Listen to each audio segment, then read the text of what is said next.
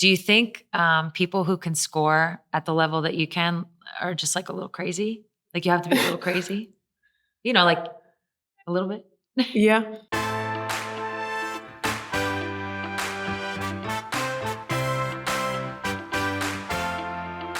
Hey, everybody. Welcome back to Bird's Eye View. From the moment today's guest stepped into the WNBA, she has been a serious problem for defenses. She was Rookie of the Year.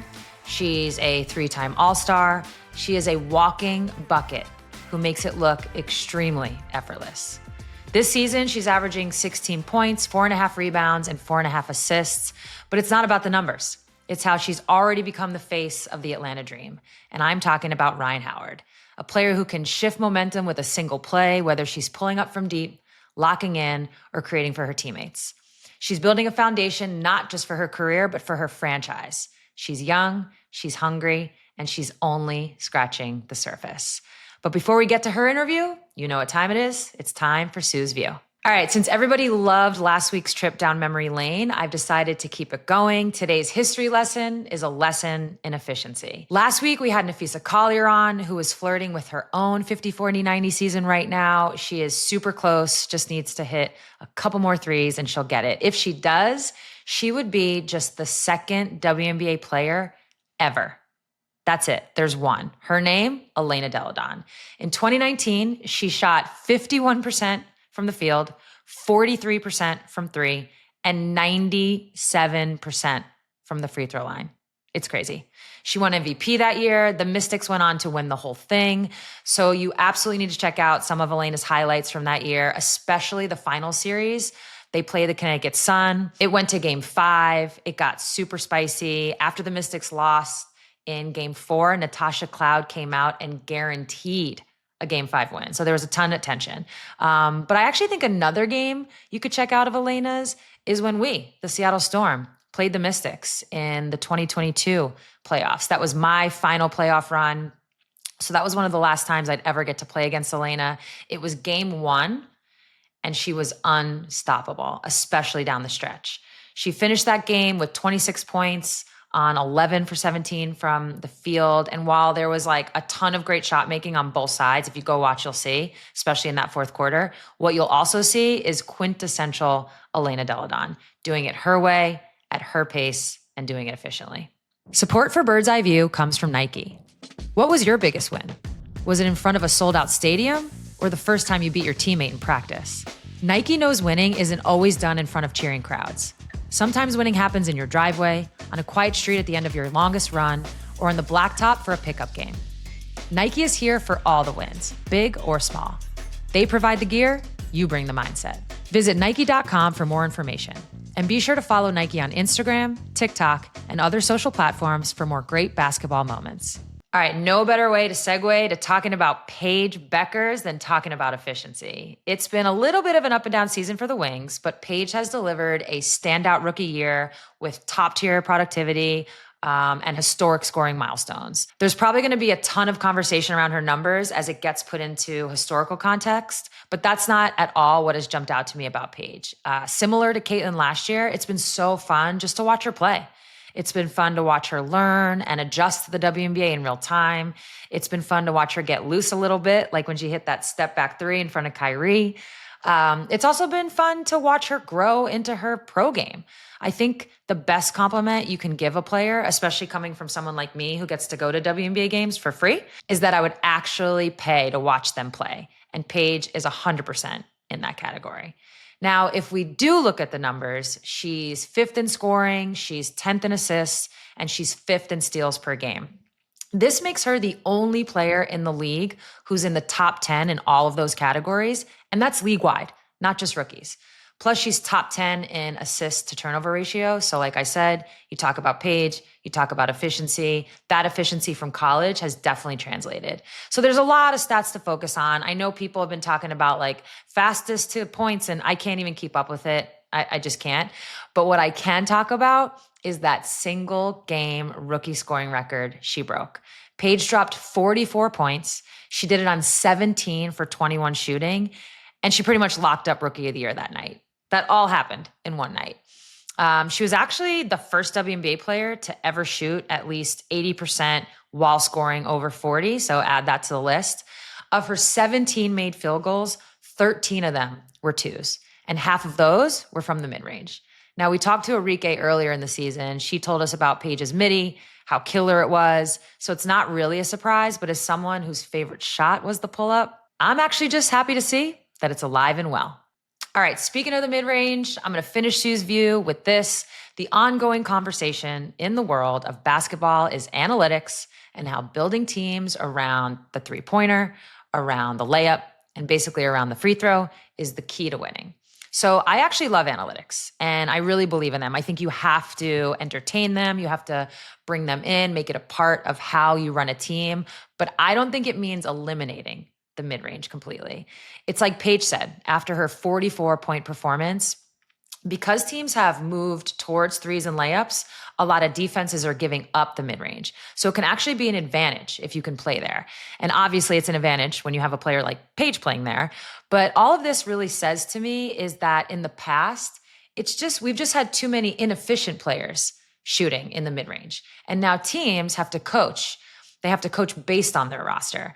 So I 100% think there is still a place for it. But given our next guest and how her team plays, spoiler, analytically, I wanted to see how the numbers were shaking out in the WNBA. And the truth is, there really isn't much to prove anything, but I can tell you this. 3 of the top 5 offensive rated teams are also top 5 in three-point attempts. 4 of the top 5 offensive rated teams are also top 5 in three-point percentage. Conversely, 4 of the bottom 5 offensive rated teams are in the bottom 5 in three-point attempts. But then you have the outliers, and the main one being Minnesota. So if you go back to 2024, last year, they were the outlier because they were 6th in three-point attempts and 2nd in mid-range attempts, but they got to the finals. And in 2025, they continue that with their mid-range and are 2nd in attempts. They've jumped a little bit, so now they're 5th in three-point attempts. By the way, they shoot the ball really well. I think they're 1st in three-point percentage, but clearly they're the best team in the league right now. So for me, you can't ignore the analytics, but you also can't ignore the skill set of your roster. That's the balance teams have to find, and it's the balance Minnesota found last year and that they've taken with them into this year. The Atlanta Dream and Coach Karl Smesko are a team doing both, building a roster to play analytically. And you'll get to hear a little bit about that when I talk to Rhyne. So let's get to the interview. Okay, well, I'm gonna start pretty random. Are you starting a YouTube show? Yeah. Can you talk to me about it? Yeah, it's going to be with Leash. I know. What is it about?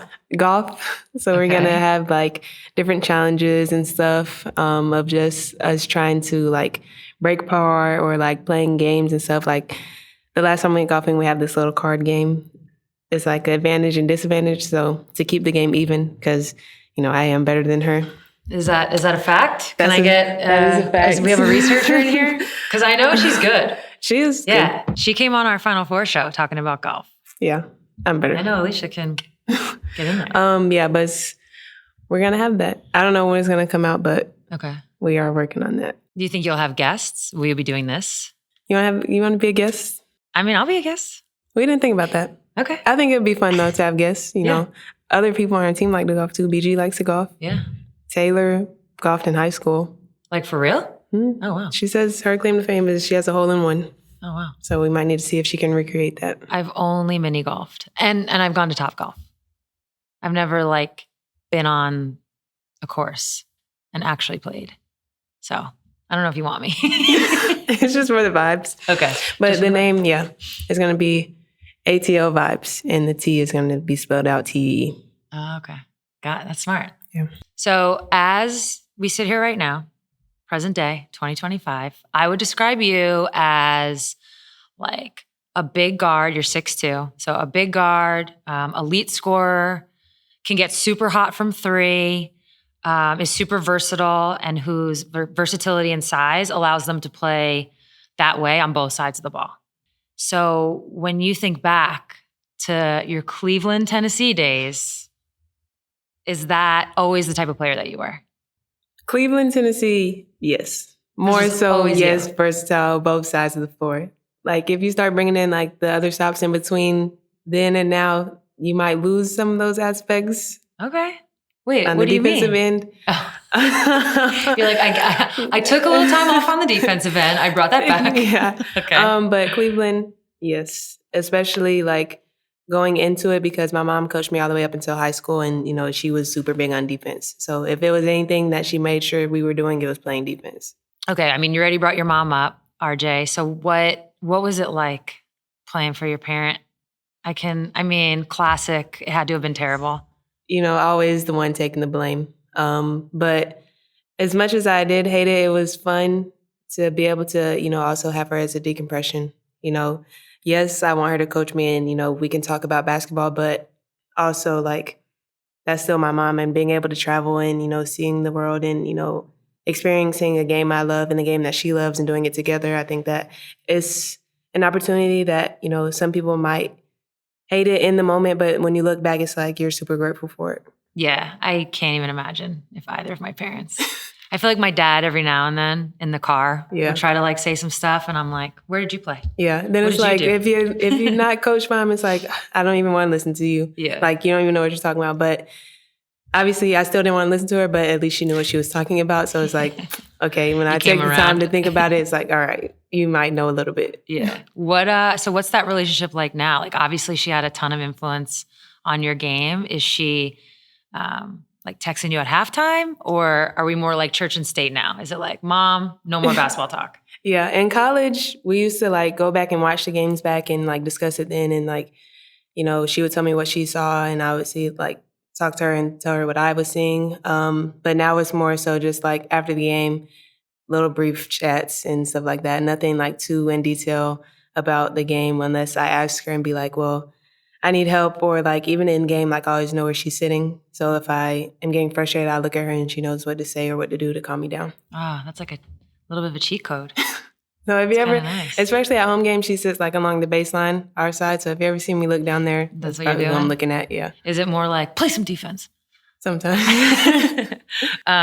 Okay, so you already brought up college, but so right before you get to Kentucky, I'm taking you back now to 2018. You finish your senior year, and ESPN is doing, like they're evaluating people and they're ranking them. And so they described you as being athletic, versatile, combo guard that brings size to the backcourt, attacks the rim off the dribble, elevates in the mid-range, active on the glass, a mismatch producer. It's actually pretty similar to how I would describe you now, but they're missing the 3-pointers. Was that like not a part of your game in high school? It was, but I think because I was so big and versatile that I was more so just going to the basket. Okay. And my shot wasn't as pure. So talk to me, when did it get pure? What was that? College, what happened there? Because it's like, I think the realization of how physical it was in college and, how much you actually have to work. You're like, I'm not going in there anymore. It's like, yeah, you know what? I'm just going to shoot. Yeah. But then yeah, I've always liked to shoot. But I think I was more so of the mid-range because it's tougher to guard there. Like there's so much space and so much you can do in the mid-range, and like even hesitating there and getting to the basket, I think I'm starting to bring that back a little more.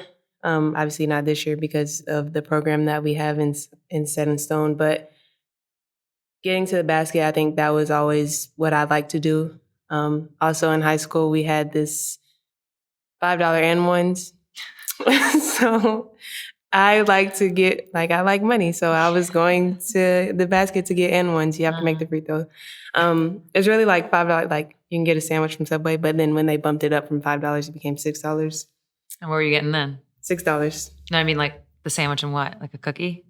No, I just take the money. He didn't buy the sandwiches. He just gave us the money. Okay. It was that and it was charges. So what'd you get for charges? $6. Oh.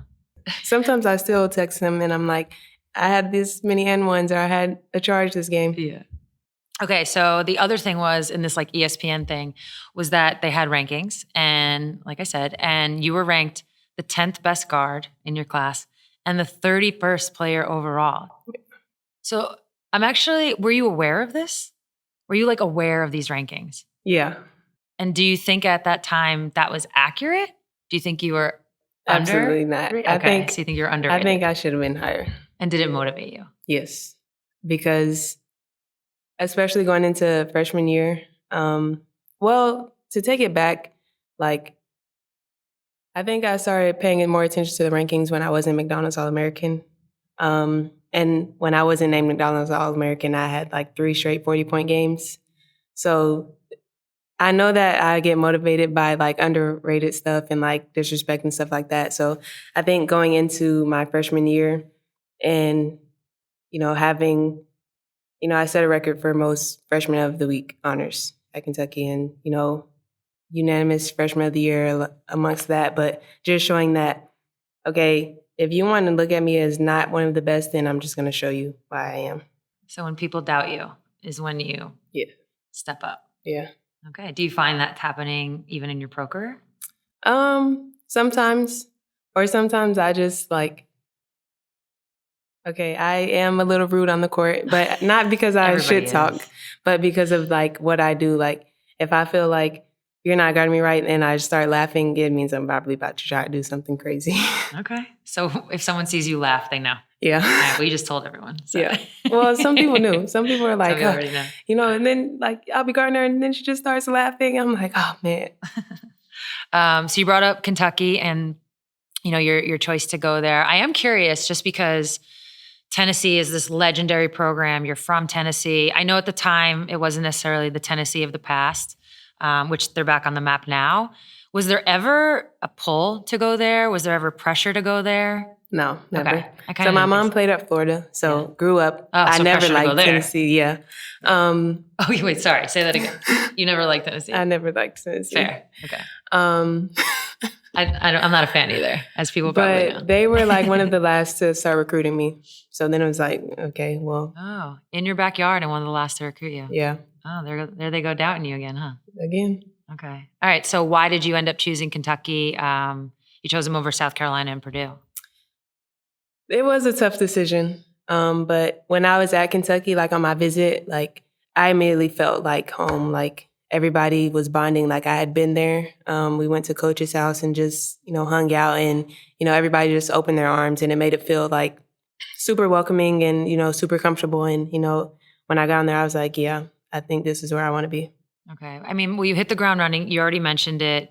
You had all the, freshman of the week honors in the SEC. You finished, I'm about to say rookie of the year, but you finished freshman of the year unanimously. So what translated, but also what was an adjustment for you? Because obviously you're doing well if you're winning these awards. So something's translating. But I'm also curious what the adjustment was like. I think the hardest adjustment was the pace and the physicality because like, and our gym was hot. So we were doing all this running, but making sure that you're having the breath to do so and making sure that you're in shape to do so while also getting beat up. You can surprise the little people like for a short amount of time before they start picking up on what you can do. But I think my ability to play at my own pace is what translated because, I know I wanted to get downhill. And so being able to have the tools to do so or have the tools to get to the mid-range and, knock down that shot consistently, I think that made it tougher to, guard because I am unpredictable and I am versatile. And so if I know where I want to go and I know that you're going to try to stop me this way, then I have a lot of, moves to try to still get there. Okay. So you bring up playing at your own pace, which is definitely something I wanted to talk about because I find in the conversation around you, probably more so in college a little bit, but more so as you're heading into the draft, because that's when people, again, right, when you head into college, they evaluate you. When you head into the draft, they evaluate you. And people are starting to question how it always gets put, which is your quote unquote motor. Yeah. How do you feel when you hear people question your motor and what is your take on your pace of play? It used to be really, really annoying and it would like make me super anxious because it's like, I know I'm working super hard. And it's like people are just downplaying the effort that I'm putting in and making it seem like I don't care about basketball. I don't care about, how my team performs or how, we win or lose. And, I didn't like that. But now more so it's just like, if you don't understand, then that's really your problem because I know what I'm bringing to my team and I know what I'm bringing to the program that I'm playing for. But, even in some of my meetings, they would be like, well, how do we know that, your motor is what you say it is? And I was like, either you're going to have to take me and I can show you, or I'm just going to keep telling you and you're just going to have to believe me. But until then, like, I don't really know much else to say because words are just words. Yeah. Are you finding that people are now realizing it's actually just that you make things look easy? Yeah. A lot of people come up and like, some people still do think it's a motor and think that I am lazy, but other people are like, I really love how you play. Like, you don't get sped up. You just make it look so easy. Like, it looks like you're not even sweating out there. And it's like, wow, okay, I'm finally being seen a little bit. And, it feels good because I am working hard and I am like, of course it's going to look easy because I'm unpredictable. It is tough for people to guard me. So making it look easy, I wouldn't say it is easy, but to make it look easy is something that not everybody can do. What I find interesting is if you were coming out of college now, I just think the game of basketball always evolves. If you were coming out of college now, I don't think it would be the motor. It would be, oh, look how effortless that is. Yeah. Because nowadays I think people get the idea of playing at your own pace is this huge bonus. For some reason, I'm thinking of SGA this year in the NBA Finals. Like he plays at his own pace. He's able to draw fouls that way. And now it's this huge advantage to his game. And not that you guys, you have some similarities in that way. But yeah, it would be viewed as like this big positive. And I feel like you always had to fight a narrative throughout. So that had to have been really frustrating. Back to Kentucky for a second. You played for Matt Mitchell going into, what, did I get that right? No, it's okay. Right. I was like, why are you laughing? I'm just reminiscing. Okay. Oh, what are you reminiscing about? Just the good old times. Oh, the good old days? Yeah. You're too young to be saying good old days. No, but you played for Matt Mitchell. Obviously, I'm assuming part of the reason you felt at home at Kentucky, but going into your junior year, he had to essentially retire a couple weeks before that season started. Yeah.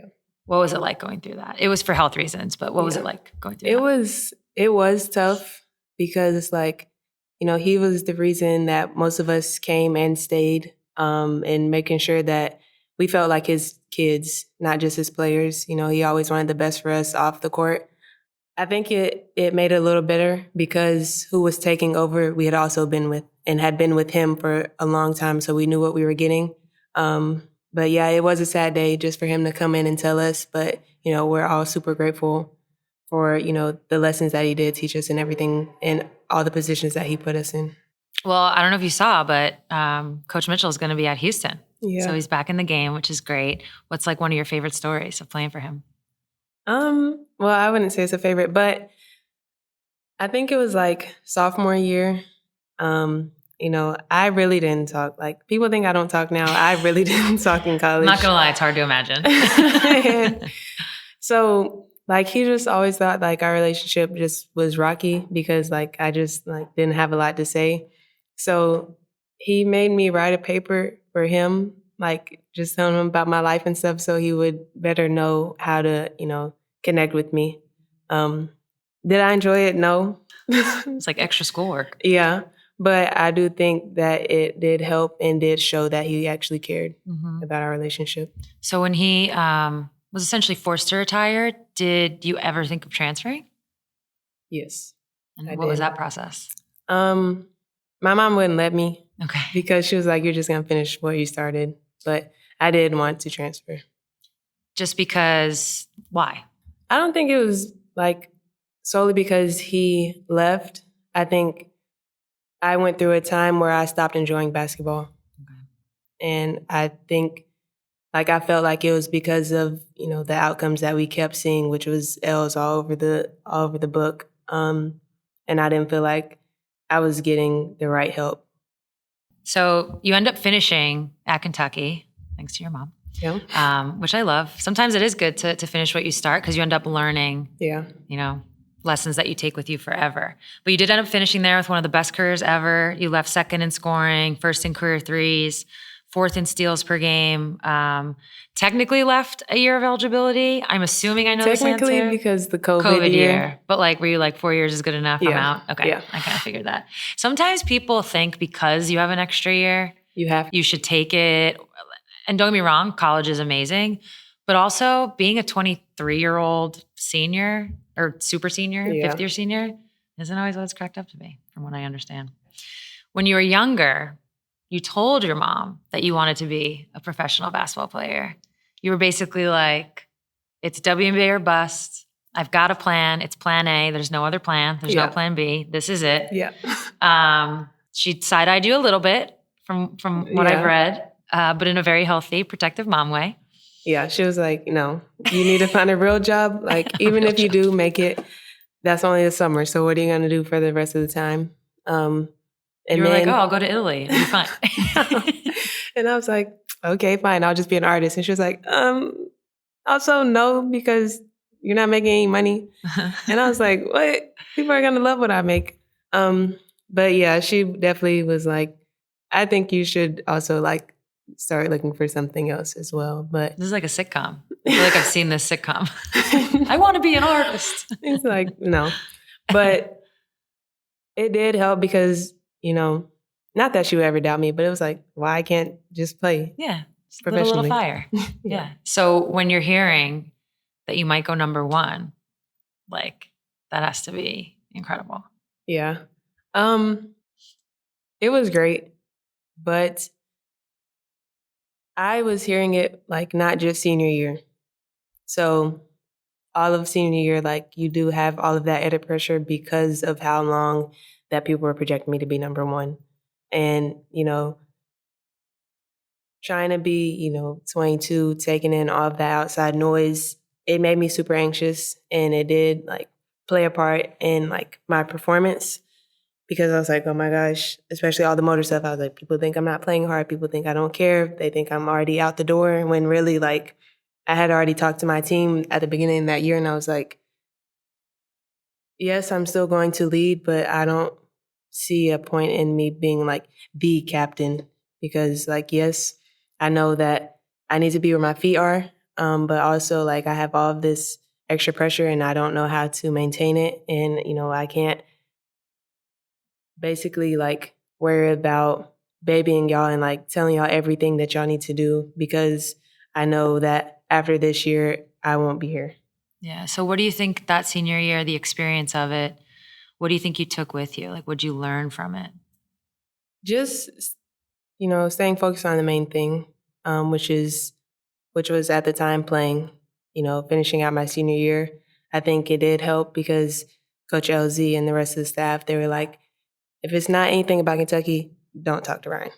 And basically just forcing me to be there. I think that helped, because it was like, now I'm just enjoying the moment.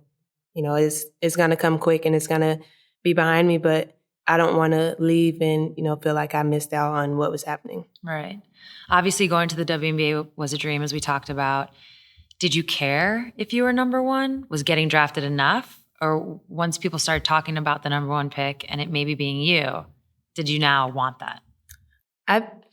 When it was a dream, it was like, I just want to get drafted. But when people start saying, oh, she can be number one, now it's like, okay, now I have to keep being better and keep showing why I should be number one. Not that like any other pick isn't as good, because the pick only gets you the place. And that's what I've said all the time. Like, I still had to show up to training camp and I still had to perform to show that I belong here. But it is like a little bit of pride thing to people say, oh, she's going to be number one, and then going number one. I think it was super exciting though. Because I don't know if you remember, but DC actually had the first pick. Yeah. And then there was some talk that when they had the pick, there was talk that they really liked Shakira Austin. There was all kinds of talk. Yeah. But eventually they trade it to Atlanta. Atlanta then moves up. But what do you remember about that? Like when DC had it and you're hearing they might go another direction. But then when Atlanta gets it, they were like really solid on picking you. So what was just that whole, because it only happened a week, maybe 2 weeks before the draft. It was when DC still had the pick. I had so many meetings with them. Really? Yeah. Huh. So I didn't Was this like in person on was Zoom a thing? Yeah, Zoom was a thing. Yeah, Zoom. After they were coming to Kentucky. Even at the Final Four, we had another meeting. Okay. But I didn't hear that they want to go to another direction until after. Mm-hmm. And so then when they traded me, I was kind of like, well, why did you keep meeting? Like, did you not like what I was talking about? Like, did you like, it was like a bit of like, okay, you didn't want me, and a little bit of, oh, maybe you didn't like me mixed in. And then, my talk with Atlanta, I I told them in my meeting that I liked it better when I was the one asking questions, like in college. Yeah. So you switched it up on them? Yeah, because they were like, oh, well, how are the rest of your meetings been, blah, blah. And I was like, I liked it better when I was the one interviewing you. Mm-hmm. But then... Oh, you mean getting recruited in college? Yes. Oh, okay. And then for them to be like, oh, we loved our meeting, like it was great. I was like, ooh, okay. Yeah. No, it's a lot of pressure. I'm actually I didn't have meetings. That's not how the WNBA was set up yet. I don't think any team was having meetings with any player. It also happened so fast. So what are those meetings like? Like, what are they asking you? I have no idea. Washington, they would ask, so some of the questions they asked were like, what did you see from our team in the past years? Well, first they start by like asking, do you watch the W? Okay. Because, some kids nowadays don't watch. Yeah, it's a good question. And what did I see and what did I think that they could be better at? What I could bring to the team. Obviously, they asked me the motor question, like, do I have a motor or is what everybody's saying is true? Man, that's a lot. Yeah. Like, you really have to think. Yeah, you really have to think. Oh, man. Yeah, it's a lot. Yeah. I've always wondered, like, what they ask. Yeah. But good for me, I watched basketball. So you're watching the WNBA? Yeah. Yeah. Well, you told your mom. I watched every game. Unless it was blackout, because, Sometimes they do that. Sometimes they do that. Support for Bird's Eye View comes from Nike. No matter the team, no matter the ranking, every season starts with the same goal: win it all. And Nike knows that reaching that goal starts long before the final whistle. It starts with the battles at practice, the losses that keep you up at night, and everything in between. Nike has the best gear to get you on the court, field, or track and pushing through your hardest moments. So whether you're the champ or you're looking to knock them off the pedestal, Nike is there to help you with winning no matter where you play. Visit Nike.com for more information and be sure to follow Nike on Instagram, TikTok, and other social platforms for more great basketball moments. Support for Bird's Eye View comes from Etsy. As these ladies dominate the game on the court, stars Cameron Brink, Skylar Diggins, Nneka Ogwumike, and Brianna Stewart are dominating off the court as well, and teaming up with Etsy to show how their style travels. With an exclusive collection from Etsy, these athletes showcase their coveted personal style with the help of Etsy sellers. By blending self-expression with craftsmanship, this collaboration is more than a drop. It's a celebration of the shared spirit of grit, originality, and heart that drives both athletes and makers to create something truly special. The 4-piece Icon collection includes a 2-piece clothing set by Skylar Diggins and Etsy seller Mary Lowe of By Mary Lowe, metal statement earrings by Nneka Ogwumike and Etsy seller Deja Sparks of Deja Sparks Jewelry, a New York City-inspired charm necklace by Brianna Stewart and Etsy seller Hadley Staub of From Hadley, and press-on nails by Cameron Brink and Etsy seller Haley Tripp of Bling It On Nails. Plus, each athlete has also curated a selection of more style finds on Etsy, offering a deeper look into their off-court aesthetics and creative inspirations. Shop the full collection and curated edits exclusively at etsy.com/the Icon Collection. Well, spoiler, you get drafted number 1 to Atlanta. Looking back on your rookie year, well, first of all, almost every player, myself included, when they talk about their rookie year, there's always, the speed, the physicality, those are always the biggest adjustments. So for you, from a perspective of those two categories, like how long did it take for you to get comfortable out there? I really think I came in comfortable. Okay. Because I was breaking records week 1. She said. I think I came in with the mindset knowing that obviously it would be a different game, but also knowing that it would have a similar jump as high school to college, like super physical, talent equally, or if not, it's better than you, and, wanting to punch first.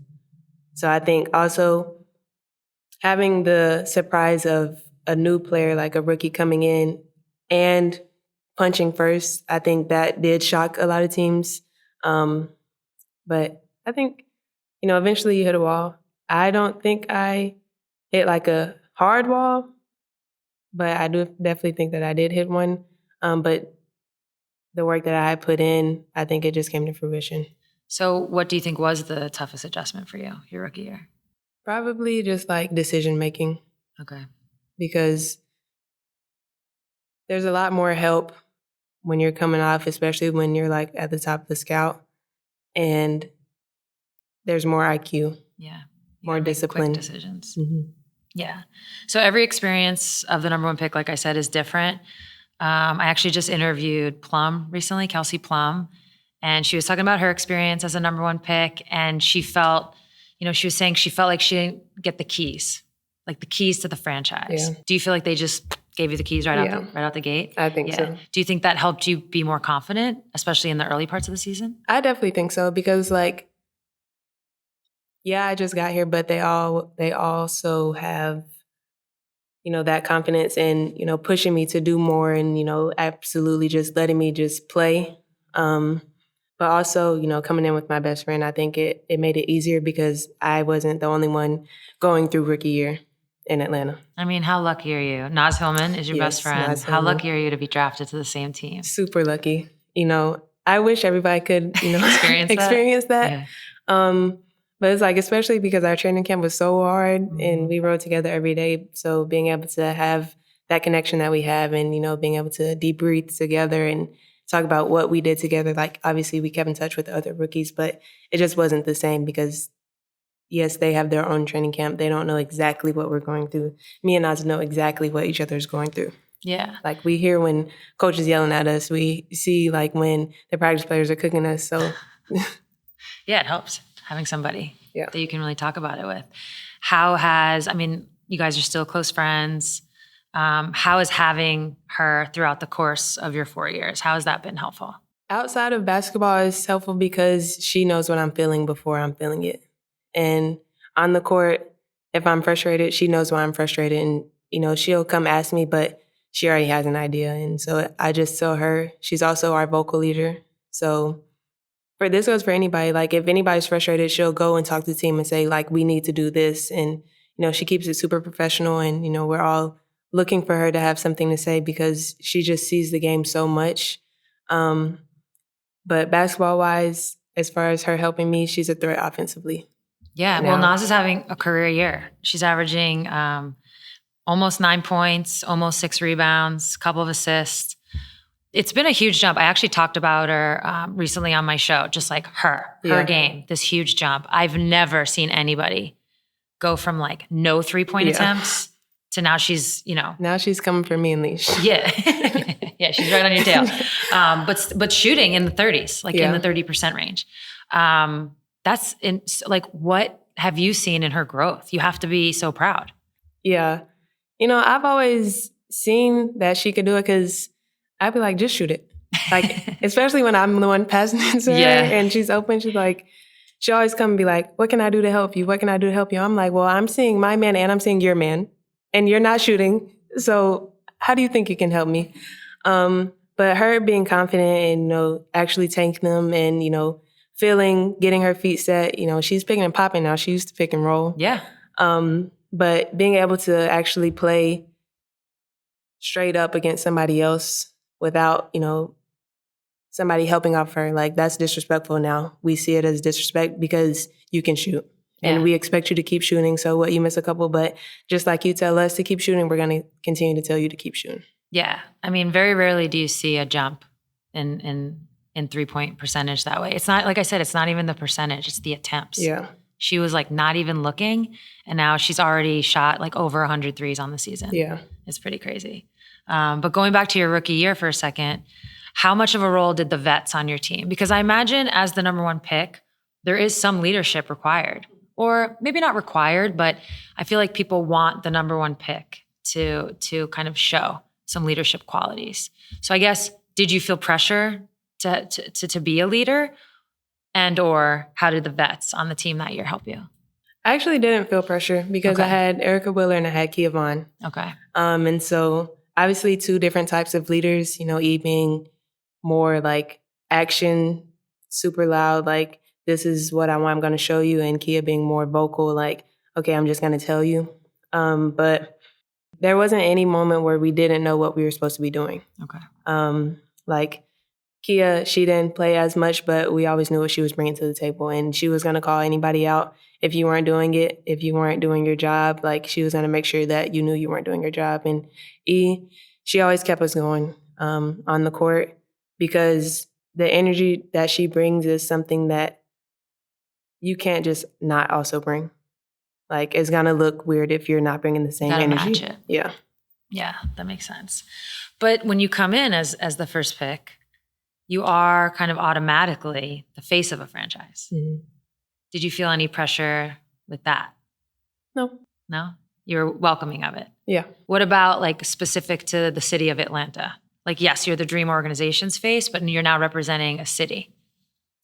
I didn't see it as that because, especially because our fans love everybody on the team equally. Mm-hmm. Like, they don't come to me and say, oh, you need to be doing this, you need to be doing that. It's, y'all need to be doing better. Like, of course, fans are going to have their own critiques or like, y'all need to be doing better or y'all are doing so great. Like, it was always a whole from the city and from everybody outside of like just us. So, do you feel like people came at you on the court as the number one pick, as this new kid on the block, face of the franchise, becomes the Rookie of the Year that year? Did you feel like people were coming at you? I think by nature that they were going to come at me because I was a rookie anyways. But it started in practice because T was always telling the practice guys to go at me. Or like if I wasn't doing something right, she would make me do it over and over and over again. So it's not something that I wasn't prepared for. Yeah. Talk about Tanisha Wright. Like, how was it in the first couple of years playing for her? It was great. You know, having a player's coach and somebody that understands the game, somebody that understands the game that you're in currently, I think it was super helpful because like she was extremely successful, you know, in this league. And, you know, you don't want to not listen because you've seen what she's done. Mm-hmm. And, you know, being able to have somebody like that and the support staff that we had, being able to have that as your head coming in together, you know, her first year in Atlanta was mine and Naz's rookie year. We learned so much together, but also like beat expectations. Like our first year we came in, we knew nobody was going to expect us to just jump to the top, but we wanted to label ourselves as the hardest working, toughest team. And that started with Tanisha. So you go on to win Rookie of the Year that year. What did that mean to you? I mean, you're kind of amongst some pretty big names. Yeah. It was great to be in those names. As far as the rookies, I think that I definitely came out and made a bigger statement. But to be in the company of the rest of the rookies of the year, it's a great experience. Yeah. You'll probably appreciate it even more, like 10, 15 years. Well, probably more, 20, 25 years when you look back and see your name. You're also, I mean, you've basically been an all-star every year that you've been in the league, except 2024 because you played 3-on-3. And I just want to tell you, if there's one thing I do before I die in this world, it's getting all of us our all-star nods. Yes. Because anytime I played in the Olympics, most of the times, even some World Cup years, they didn't count as all-star nods. Yeah. So you're going to get yours too. I feel confident about that. Okay. But in 2023, it was a little different because you were actually a replacement player. Mm-hmm. So how did you approach the second half of the season after that? Well, you remember when I told you, like, I don't like that doubt stuff? I was thinking about this moment when you said it earlier. And so I didn't get named and I came out and dropped 40. Okay. And the next day I was named replacement player. I think just having that reaction instead of being like, oh man, they didn't pick me when I feel like I deserved it, and actually going out and like, you know, laying the egg, but rather showing that I should have been, you know, instead of just talking about it. I think that was key to, you know, getting the All-Star nod and key to how I wanted to approach it and how I wanted to have my team approach the second half of the season. Okay. So clearly you thrive when people doubt you. And what I'm wondering is, where else do you get your confidence from? What I love about this question, by the way, is there's no wrong answer. It's like so specific and so unique to each individual, and everybody has a different answer. But you can't always, doubt is not always going to be there. So where else do you get your confidence from? I like to approach it as if I'm the best player on the court. Okay. And so if I can say it and I can do it, then I'm going to believe it. But also, like, me and Leisha will be in these situations where somebody's asking her like, oh, who's the toughest person you had to guard? And, she says me. So it's like, okay, I'm doing a little something like at least, like Leash isn't just some easy defender. Like she was tough, especially coming in as a rookie. But knowing that some people just can't guard me, then it's like, okay, I don't need doubt. Like I just know you just can't guard me. Yeah, it's just like a belief. Yeah. Must be nice. So thinking back to some of the descriptions I gave earlier just about you, about your game, how do you think it's different now from high school? I still like attack a little bit, but I think now it's more so instead of inside out work, I think it's more outside in. Okay. So like if the threes aren't falling, then I'll start going in to try to get something easy or try to get to the line. Okay. Is there something that is there something that you want to add to your game? Like when you think, next year and so on, are there parts maybe of other people's games that you see that you want to add? I'd probably say a little more passing. Okay. Okay. Do you have, Let me change because I am a good passer, but I don't think you're just because you want to add it doesn't mean you're bad at it. Making the right pass at the right time. Okay. Like I think sometimes, I can make the easy pass or like I can see, but being able to make the tougher passes, I think, like Chelsea Gray, like you might think that it's not open, but she finds a way to get it there. And I feel like that could be really helpful. Have you ever talked to her about that? Like, I don't know. Did you spend time with her on Unrivaled? No. No? Like, you should ask her. I should. She was actually the first person that had me starstruck when I got to the league, yeah. Have you ever told her that? I don't know. Okay. Well, now she knows. Now she does know. But it was just like, because I didn't think she knew me. Mm-hmm. Like, obviously, you're going to know of me, but I didn't think she knew me. And she came up, gave me a hug and everything. And I was just like. Did you, you said you watched the WNBA a lot. Yeah. So what about her? What about her game? I think the IQ. Yeah. And she always made the great plays. Like, yes, they're high risk, high reward, but she also knew when it was time to not. Like, okay, she might see that it's open, but being able to make the easy pass rather than, forcing a turnover. But, obviously her mid-range game is super, super effective, super hard to guard. So when you add that, trying to pressure her, she's going to get the pass off. Like if you don't pressure her and, let her shoot, she's shooting really well this year.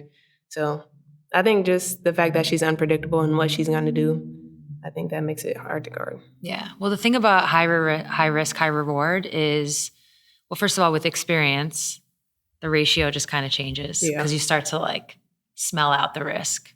Is it worth it? You know, and you start to be able to judge a little faster. But I think you can do things that can really lower the risk and make the reward higher. Yeah. Because that's really all it is. It's like smelling out and calculating all of that in real time. Yeah. And if it's something you want to do, I don't see why you can't do it. And it's you have to see everything. You can't miss. Why are you making behind the back passes from half court? Because you've seen everything. Yeah. No, yeah. But some of it is experience, but I think you can speed that up if you really want to. Watch film, play a lot. Honestly, that's where Unrivaled might even be helpful. I mean, 3-on-3 is obviously different because it's not as many people. Do you think you learned anything about yourself, added anything to your game in that Unrivaled season? I think I was just there shooting threes. Okay. deep threes. Deep threes? Yeah. All right, so you extended your range. Yeah. There it is. But no, just obviously the pace of play is faster because there's less people, but the court was shorter.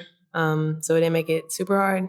I think I learned more in 3x3 because it's nonstop. Okay. I think 3-on-3, the Unrivaled, because it's you're taking the ball out and you're going full court. I think that's obviously it's not the same, but I think it's more similar to than regular 5-on-5.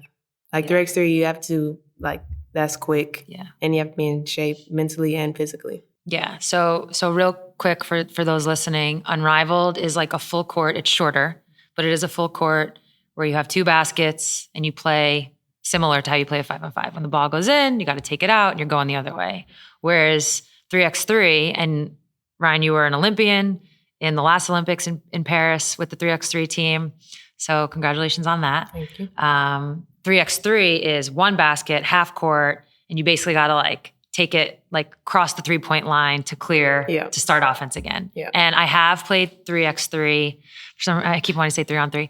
I have played 3x3 in my training, and I did it later in my career. Because, by the way, sometimes it's just hard to get like 9 other good players to play 5-5-5. So I was like, I'll take 5 others, you know? And what I learned is the conditioning for 3x3 is another level. Yeah. Like you are playing offense and defense simultaneously at all times the entire time. Yeah. And it does go to a score and or a time, depending which comes first, but it's no joke. Yeah. So and you can't just call a timeout. No. So. Yeah. There's no stopping. It's so physical. You guys get beat up playing that. So what else did you learn outside of cardio, or what else did you gain from playing 3x3? I also was coming off of an ankle injury. So I only had like 2 games before we went. I think just regaining the confidence to play on a big stage, and showing that like, okay, yeah, I was out, but I can still keep up. And I can keep up quick because, I didn't have a lot of time to get in shape. Yeah. And it's outdoors. Paris was hot. It was I was hot. there. Paris was hot. It was really hot. We had to walk around with ice vests. Yeah. We were playing in the shade, but I don't think that helped. No, not at all. Oh, those games always look so brutal. Yeah. But bringing up Kelsey Plum again, just because I interviewed her so recently, she credits 3x3 so much with her development. She felt like a lot of it came with her back to the WNBA. Yeah. So I think overall it'll be good that you experienced that. Like you'll look back, and it sounds like you already are. When you think about, like, you're one of the top scorers in the league, you have been now pretty consistently. Do you think people who can score at the level that you can are just like a little crazy? Like you have to be a little crazy? Like a little bit?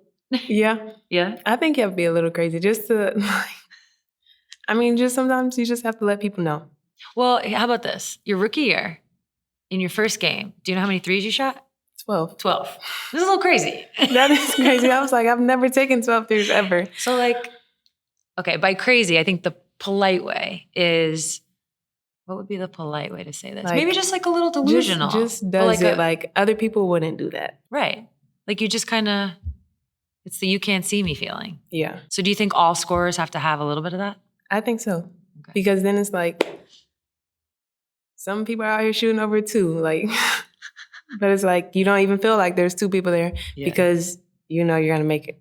Yeah. Like, that's what I'm saying. There's crazy. Like a little delusion there. Yeah. I see it in all the great players and all the great scorers I've played with. There's definitely something the different. Lulu is the Salulu. Say that. Lulu is the Salulu. Yeah. Are you going to start throwing all the like Sigma Toilet Ohio shit at me? No. Okay. Thank God. Support for this show comes from DraftKings. The WNBA is on fire right now, and our partners at DraftKings Sportsbook can put you right in the middle of the action. Right now, new customers can bet just $5 and get $300 in bonus bets instantly. There's so many ways to bet, too. Throw down on which team will win, how much they'll win by, how your favorite players will perform, and much more. They've got you covered with WNBA action all season long.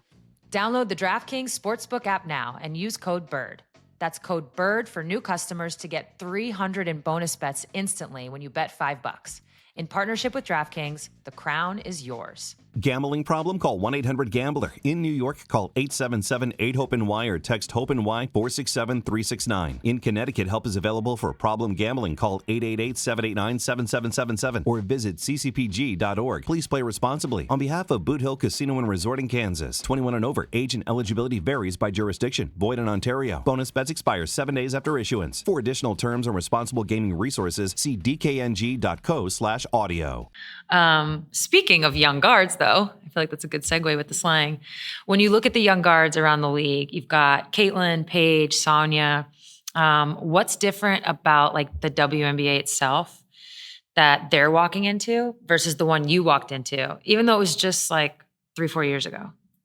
I think what I walked into, more vets were like, this is our league, like, you're coming in our house. Whereas this rookie class came in like, this is our house. Like, okay, we might be new, but like we're gonna show y'all who's welcoming who. Mm-hmm. And they came in super confident, knowing what they can do, knowing what they're good at, and they've not wavered from that. No matter what teams throw at them, I think each and every one of them have been successful in what they essentially were recruited to come in and do. Right. So that's more like playing. So now I'm going to ask, when you think about the league itself, like what have you seen? What's been some of the changes? Some of them are obvious, commercial flights to charter flights. Yeah. What have been some of the changes that you have experienced in your 4 years and that have really impacted you the most? I think I'm going to go with the viewership. Like, obviously people are going to think that yes, 1 to 2 people did bring them here, but the fact that they're staying here is the key for us getting everything that we're getting. What I walked into 4 years ago, like we were still fighting so hard just to even get charter flights. And now, like, because we fought so hard and because of the eyes that, we gained with, the younger players coming in, it kind of made it hard to not give us that.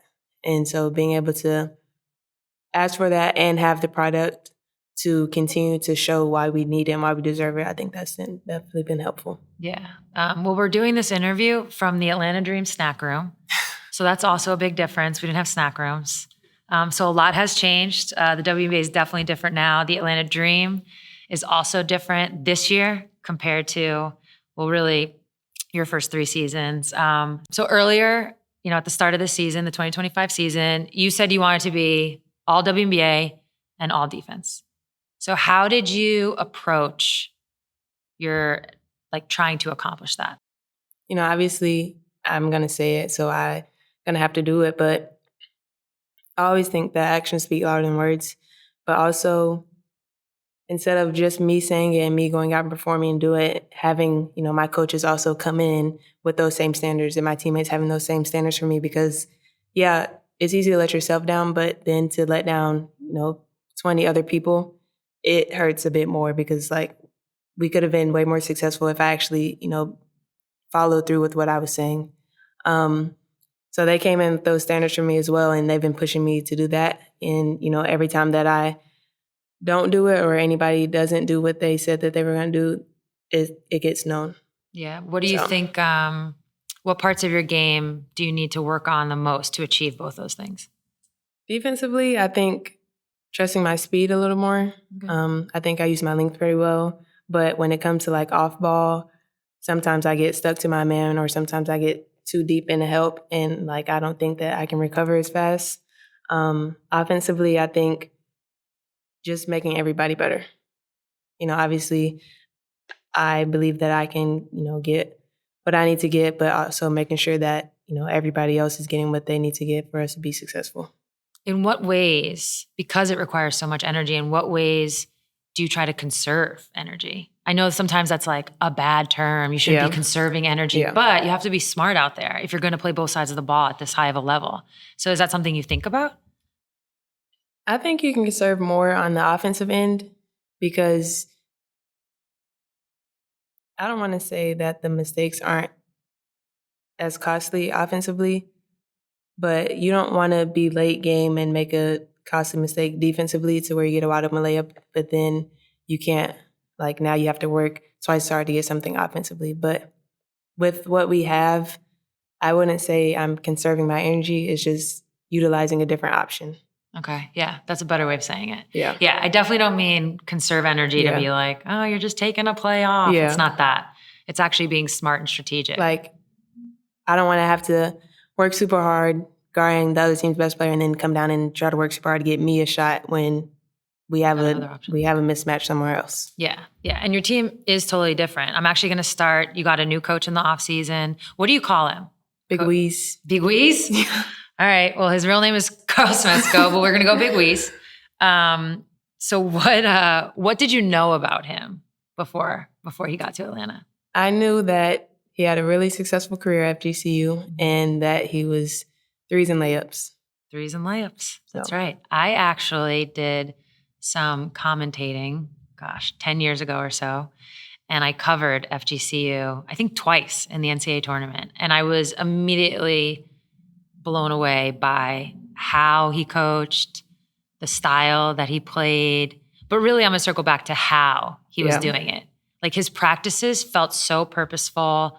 Every single player on that team knew. Yeah. I'm only shooting a three or a layup. So you knew about his style. Yeah. So were you this is for me? Yes. Threes, of course. But also Because you watch a lot of basketball, like, you know which team is going to show up in the tournament. I think anytime I would see, like, FGCU, I'd be like, oh, that's going to be a good game. Or, like, if they match up with another, well-known team or a top team, I'd be like, they actually might, come out on the other side. Analytics. Yeah. And You always have a chance. Yeah. Apparently. Yeah. So that to Karl. Big Wheeze. Big Wheeze. I call him that because of Karl Weezer. Is this going to, like, get me in trouble? Because why? Karl Weezer. Okay. But he didn't know who that... You don't know who that is? From Jimmy Neutron? Oh, I don't watch Jimmy Neutron. But yeah. I knew I was going to like it because... Is this like a Jimmy Neutron thing or an Italian thing? No. Or this is the game that everyone plays? No. Like, come on. I go like this. Oh, got me. This is... See, you are doing some Sigma toilet shit. No, this is an inside joke with me and Nas. Okay. It means like interesting. Okay. Feels, yeah, I get it. Like it could be Italian, but it's more so like interesting. Okay. So he gets to the team. He gets to the team. And we had film day one. Okay. Like we had film at the meeting to say, oh, hi, I'm Karl. Like this is what I'm going. Yeah, we had film that day. But I think it just set the standard of like what we were going to have to look forward to. And like, we knew that he was about business. We knew that he was X's and O's. And, I think it really was like, okay, this is how it's going to be. Do you think he has kept that style? Like, is that still something that is a part of what you guys do? Obviously, I mean, I watch you play. You guys do more than just threes and layups. Yeah. But do you think that's part of the style? Yes. If we take a mid-range and it's not like super wide open, nobody there, we will hear about it. We'll hear about it. Yeah. Well, then you guys went and signed 2 5s. Yeah. Did that feel surprising or that felt it fit? That fit. That was all of our work that we put in to get them to come into life. Yes. Got it. And it fits because they're the top 2 most efficient around the rim. Yeah. No, that part makes sense. I guess I was more talking from like when how you fast-paced. Yeah, the FGCU teams were way more fast-paced, all very versatile and could kind of like interchange positions. But to your point, both BG and Bree Jones are incredibly efficient. Honestly, they're not shooting the 3 that bad. No. Yeah. Like everybody shoots. Yeah, everybody shoots. Green light is on. Bree's shooting like 30%. BG's close to 30%. I mean, it's pretty legit. So how would you, like, I'm just so curious about the fit of it all, right? Like his style. You brought these 2 players in free agency, the players that have already been with Atlanta. And just like, how did it all come together? You guys are playing so well. So how did that all come together? How did he build a system that was going to fit this roster? Well, your guards are the 3s and your bigs are the layups. Okay. But simple. I think for like the pace, yes, we want to play fast, but we want to make smart decisions. Okay. And, we don't want to be dictated. But also, we try not to worry about too much conversion. Conversion is transition in his terms, because we take good shots that don't lead to that. Right. So then you don't have to worry about your bigs not running back. Okay. Whereas if we just take care of the ball and keep, teams out of it, especially teams that are really good in transition, we know with that we're going to have to be smart with our choices and, give us time to get back and get ready to play D. Okay. I mean, by the numbers, it's working. You guys are you're tops in the league, just like in offense in general. You're doing it by shooting the 3 well. You guys are also getting to the free throw line, like very well. But it's also offensive rebounds and second chance points. Yes. That's like a big part. Is that something that was talked about as Coach Wheezy? Big Wheeze. As Karl was putting his system in, or did that just like naturally find this group? I think it naturally found this group because you have BG who's obviously up there to get him. Bree works super hard, and Nas, she's relentless. Yeah. So if you have those 3 and then you bring in Nia, who's crashing the boards either side, I think it's just a matter of relying on them to let their nature take over. Okay. You bring up BG. What's it been like having her on the team? It's been great. Yeah. I've been trying to get BG on my team for years. And so to finally make it happen, it's been super easy on both of our lives because now she has more around her to where people can't just double team. without leaving something so threatening. And I have more open threes. Yeah. You're getting like parent BG. Yeah. Yeah. Not like, I don't know. I guess I'll just call it non-parent BG. The crazy side. No. But what is BG like now that she's a parent, now that she's just a little bit older in the league? Like, I still wouldn't call BG old, but just a little bit older. So she's got that vet presence. She's been there, done that kind of a vibe. Does that feel calming? She still acts like a kid sometimes. I mean, listen, she's still eating bacon and Skittles? Yes. Okay. And drinking Coke. But to have her mind and, everything that she's experienced, I do think it's helped us, especially like calm down in the stressful situations, because she knows that it can only get more stressful, especially with us trying to contend for a championship. Right. So you guys also have, 5 of your starters are in double figures, which feels like a pretty big strength to this roster. Well, first of all, is that by design? And then does that take pressure off? Like knowing, I mean, you already talked about how, we got other options. Yeah. So does it take the pressure off? Yes. Like previous years, if I was out, I would feel more pressure because like we didn't have a ton of more options. Whereas this year when I was out, it was just like, I can sit here, I can enjoy what's happening on the court. And not like, obviously I rushed because I wanted to play, but I didn't have to rush because I wanted to win. Like we were still winning. And so being able to have a team that can win without you, it takes off a lot of pressure. Yeah, we're going to get to the injury and you missed 11 games. So we'll get to that in a second. But I want to talk more about your teammates because I think what you're saying is really true. You guys have like a great, not just the starting 5. I know they're in double figures, but really as you go down the roster, it feels like that like next woman up kind of a vibe. So let's talk about Alicia Gray now. She's having, I mean, honestly, if she wasn't already like an all-star, already like a great player, I might put her in the most improved category, which is crazy. Yeah. She went from like averaging like 15 or 16 points to 19 points. So her and Nas might be fighting for that most improved. But she really is. She started out great and she's really continued. Like I said, 19 points, 5.5 rebounds, almost 4 assists. She's been an all-star the last 3 seasons, but this year feels different. What changed? Like it didn't happen overnight, obviously, but from last year to this year, what do you think has been different? She came in this year happy and stress-free. Okay. Like the way y'all see her on the court, like she's, super free, super happy. Like obviously she has her moments where she crashes out, but off court, like she's just living life. Yeah. And she's just, like she doesn't have to worry about anybody like telling her what she needs to do or anything like that, but just being able to just have fun. And, the people that she's doing it with also want her to have fun and also want her to be her best. And, when she's not thinking about anything and, just out there just playing, that's when she's at her best. And she's been doing that really well this year. All right. So I've already kind of established like this roster, the success you guys are having, how it's coming all together, how you're really, how you have an inside-outside presence that's going to be really tough as you continue to finish the season, then into playoffs. But a lot of people didn't think that coming in. Yeah. What did you think about the preseason talk around your team? The expectations, I think people didn't know what to make of your team. Did that piss you off? Did it motivate you? Were you guys talking about it? I think it was dumb because like you're like looking at it, you're like, duh, like we're good. Now I just think that y'all are hating. Like we brought in BG, we brought in Bree, like, and y'all still don't think we can do anything. Like, okay, granted, y'all didn't think we could do anything in past years, but now we bring in 2 should be soon to be Hall of Famers, and you still don't think we can be successful. Like now you're just hating. Now you just don't want to see us win.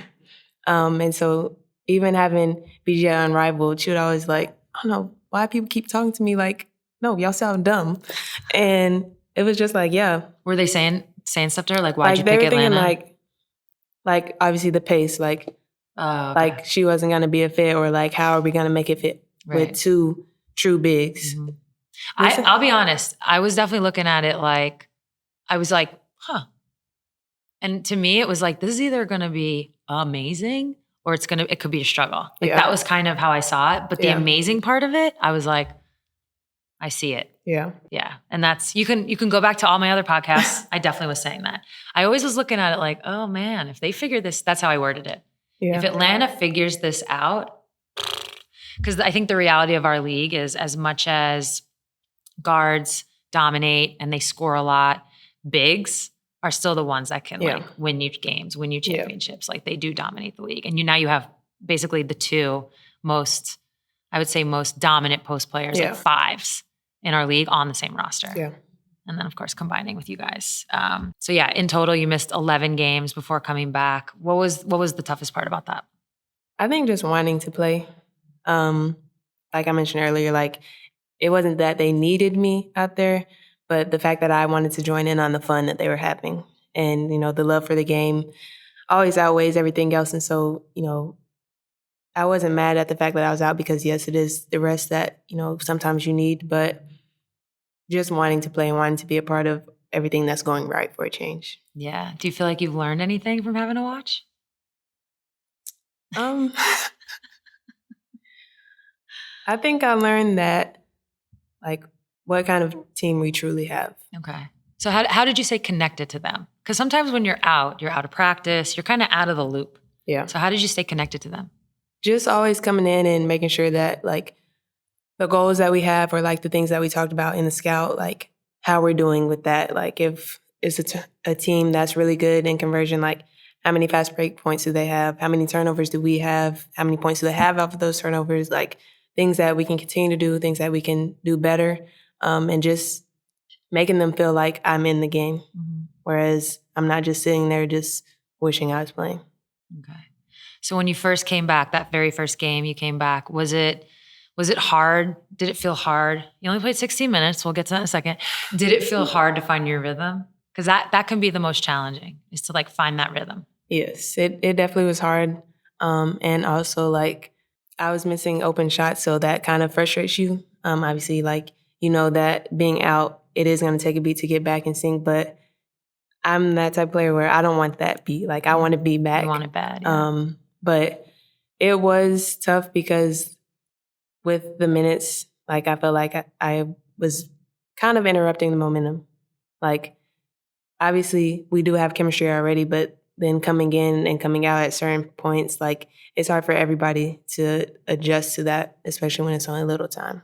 Yeah, well, it's not going to happen in one game. Yeah. So you can't psych yourself out. Yeah. Got to give it time. Well, tell everybody why you only played 16 minutes. I got ejected. Well, what happened? Is that the first time? Yeah. Okay, what happened? Well, I got a foul on the screen, and, I felt like it shouldn't have been called a foul, so I yelled at the ref. She gave me the first tee pretty quick, and I started walking away, but then I came back after she gave it to me, and I kept yelling at her. And she gave me the second one and threw me out. Okay. But I was on a bench restriction, so I only had a minute and a half left. So you got your money's worth. Yeah. Yeah, so it's good. Like, I might as well just come out now. Yeah, that's actually not a bad plan. Okay, so by the time this episode airs, you'll only have 2 weeks left in the season. You made the playoffs in your first 2 seasons with the Dream, but got swept in the first round. So when you look back on those experiences, what did you learn from them, and what do you hope to take with you as you guys make a playoff run this year? I think in the past years, like, we would often go away from what's working. Like, if we would do one thing and it would continue to work, we would just stop doing it and, like, just try to do our own thing, where that's just, piling up possessions. And especially in the playoff time, like, anything can happen, and that anything definitely happened every time. And so I think having that experience and having that, happen, it's going to motivate us to not want to do it anymore. Did you notice a big difference from regular season to playoffs? Just like that jump in intensity? Yes. Yeah. It definitely gets more physical. Yeah. And more lenient as far as like how it's called, because it is a very stressful time. It is very competitive and everybody knows that. And so I think, like, you want to, like, try to fight back, but also you want to be smart. Like, you don't want to buy into the fighting so much that you forget what you really should be doing. Okay. Do you think your prep is going to change this time around? Yeah. In what ways? I think personally, as a pride thing, just knowing like what's happened in the past 2 years and not wanting that to happen again. But as a whole, I think because Big Weez is so like attention to detail, it's so film based that we're not going to have that room to just be doing whatever. Like, it's going to happen his way. Yeah. I can hear you. You're drinking the Kool-Aid. You've said conversion like 3-4 times. I like it. I like it. I use his lingo sometimes. Yeah, no. Yeah. I think if you're going to play for somebody, you got to buy in. Yeah. It's a big part of it. Yeah. You know? Okay. So a big difference from the first 2 times you made the playoffs is that this roster has a lot of experience, particularly BG, Jordan. They've not only gotten to the finals, they've won the whole thing, and then Bree Jones has gotten to the finals. So you've added a lot of experience. Yeah. I know we're a few weeks away, but what do you anticipate their impact being as you guys get to the playoffs? I think sometimes we get on their back, like in certain games, but I think in the playoffs we'll be more leaned into what they have to say because they've done it multiple times and because they've been to where we're trying to get to. Even sometimes now, like, he'll ask them, like, oh, what was it like being on a team like that? Like, oh, like, did they talk every time? Because sometimes we don't talk in practice. And it's like, oh, well, what was that team like? But just, buying in more to what they have to say from their experience, I think that'll happen. All right. When the season's over, you're, I don't even know, on a beach somewhere, chilling maybe, getting ready for Unrivaled, and you look back. When you think of yourself, but really when you think of the team, what will success look like? I think it's going to be a championship. Okay. Wholeheartedly. Like, obviously, every team says that, but, we brought the pieces, we built the house, and, that's the only way to go. I love it. And by the way, not everybody has said that. Interesting.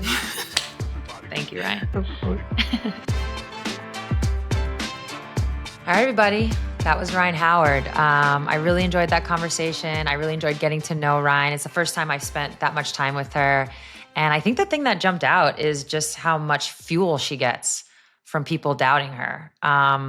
We did that interview a couple weeks ago. They played the Storm right after, and Rhyne went on to hit, I think it was 3 threes at the end of the third.